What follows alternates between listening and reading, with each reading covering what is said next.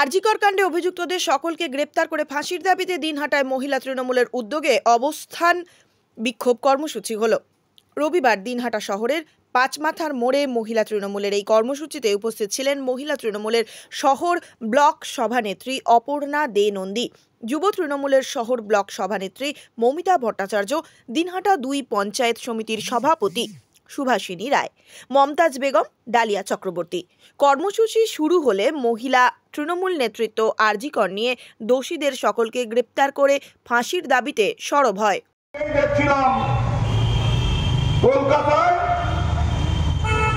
কেন্দ্রীয় সরকারের যে অফিস সিডিও কমপ্লেক্স, যেখানে সিবিআই এর অফিস, ইডির অফিস, সেখানে হাজার হাজার মানুষ উপস্থিত হয়ে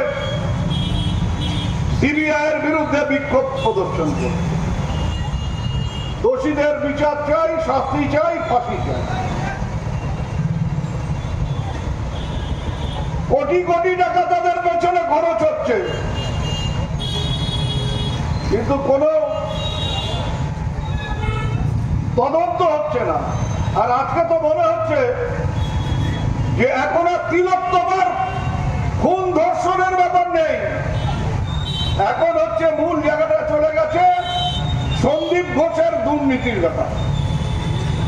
এখন তদন্ত হচ্ছে সন্দীপ ঘোষের দুর্নীতি, প্রিন্সিপাল থাকাকালীন কত টাকা চুরি করেছেন, কোথা থেকে কি নিয়েছেন, কোথায় প্রশ্নপত্র ফাঁস করেছেন। দেশের আইনে যদি তাকে যাবজ্জীবন কারাদণ্ড দেওয়া হয় আমাদের কোনো আপত্তির কারণ নেই, কিন্তু একটা মানুষ তাকে দিনের পর দিন বিনা বিচারে বিনা কারণে আটকে